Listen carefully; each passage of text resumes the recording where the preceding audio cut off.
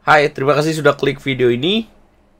Gue akan bahas pertandingan yang menarik dari game Yip Karisa melawan Atosa Perkasian. Ini hitamnya adalah istri dari Hikaru Nakamura, teman-teman. Di game ini gue mau nunjukin ke kalian kalau kira-kira gaya Hikaru Nakamura yang brutal bisa nggak menular ke istrinya. Lihat perbedaan elo ratingnya. Putih elo ratingnya 2452, hitam 2291. Nah, putih ini kan International Master ya. Dia bukannya belum Women Grandmaster, dia udah tanpa gelar, tanpa huruf W di depannya, berarti dia sudah mencapai level tertinggi di kategori wanita. Terus dia meningkat menjadi International Master.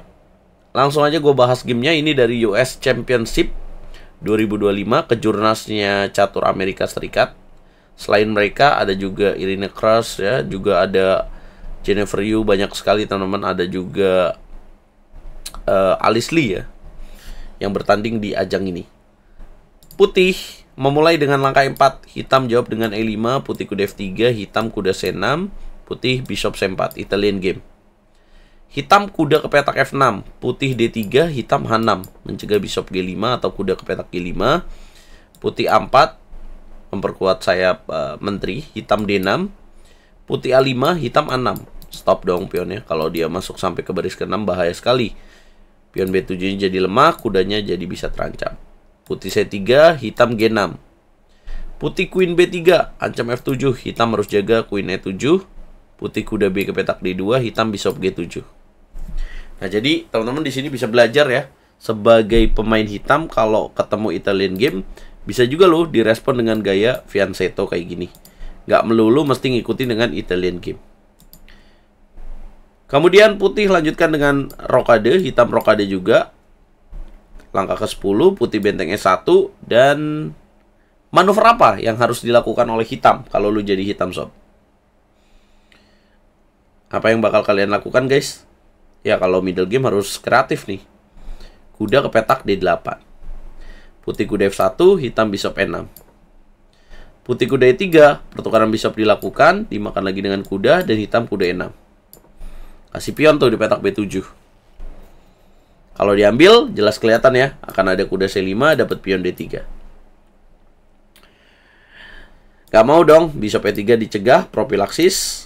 Kemudian hitam benteng F ke petak B8, putih queen C2, hitam kuda G4, ancam. Bishop mundur, hitam benteng E8.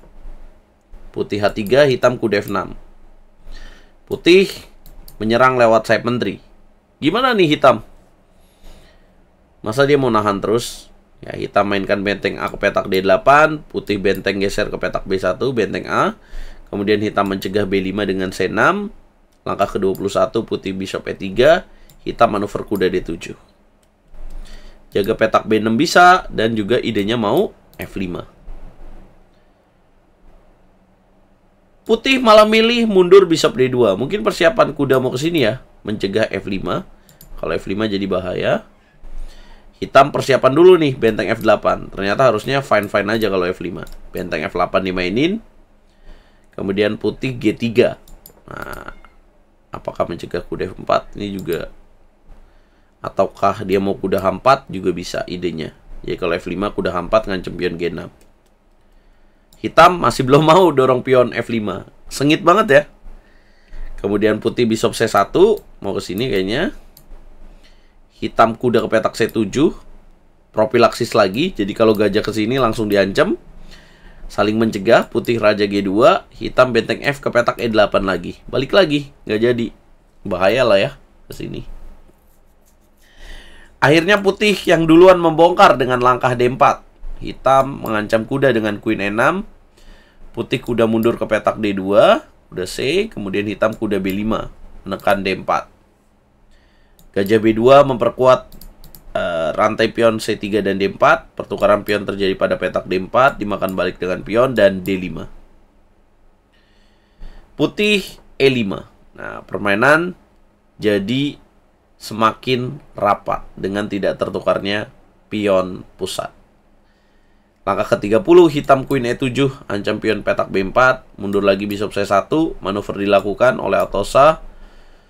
Kemudian putih benteng B3, ini meragukan ya, harusnya Queen D3. Hitam berani mainin langkah F5 sekarang. Putih nggak mau end passen dong, karena pion D4-nya lemah dan nggak ada keuntungan. Putih Queen D3, hitam kuda E6. Putih kemudian H4 mencegah G5, mau H5 juga, ngancurin rantai pion supaya F5 jatuh. Taktis dimainkan, Queen F7. Putih mundur benteng ke petak B1. Hitam harusnya bishop F8, raja G8 dianggap salah. Dan putih harusnya di sini bisa mainin langkah kuda B3 untuk kuda C5, tapi lebih pilih langkah kuda F1. Apakah tujuannya H5 kemudian kuda naik? Mungkin saja, teman-teman. Hitam langsung F4. Nggak mau momen itu hilang. Putih G4, hitam H5. Sorry, putih G4. Belum H5 ya. Benteng F8 dulu. Kemudian kuda D1 ke petak D2, baru H5. Makan lagi. Langkah ke-40 bishop B2.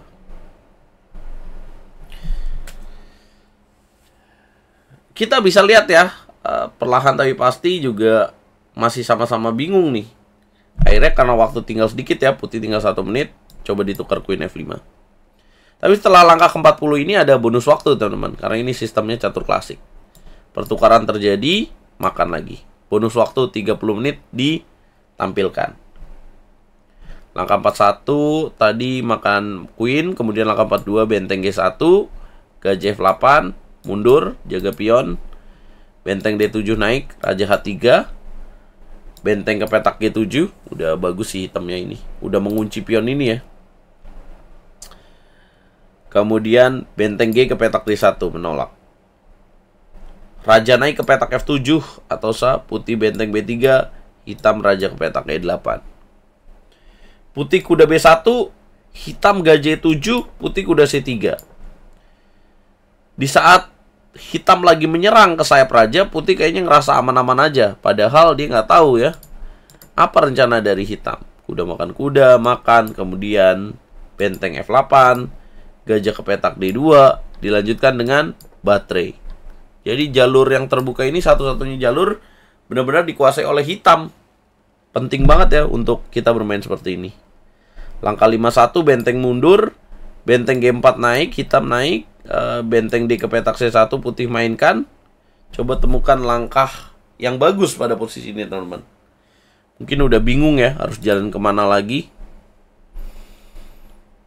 Kalau ke sini ditukar pion D4 ya jatuh. Akhirnya ke sini dan ya udah, boom, kuda makan pion D4. Dimakan balik, checkmate sini. Kuda G5 dimakan, dan boom, kuda F3. Langkah ke-54. Karisa Yip menyerah dari istrinya Hikaru Nakamura. Gokil ya. Sabar juga. Ternyata bisa menular juga nih permainan brutal dari Hikaru Nakamura ke istrinya. Kalian tahu nggak berapa kira-kira akurasinya? 94,1% guys. Gokil nggak tuh? 54 langkah. Putih 87,9%. Mampukah istri dari Hikaru Nakamura ini yang berdarah pecatur Iran menjadi juara? Ya masih panjang ceritanya. Ya inilah nama-nama pemain yang bermain ya. Total ada 12 pemain dan mereka bermain saling bertemu round robin ya. Siapa yang poinnya paling tinggi dia yang menjadi juara dan bisa dapetin lebih dari 50.000 US dollar. Kalau cewek sama juga nggak ya? Coba kita lihat. Ya benar. Oh, kalau cewek 35.000 guys. Kalau cowok 55.000, ada selisih ya. Mereka bertanding di St. Louis Chess Club in St. Louis, Missouri dan United States. Apa komentar kalian?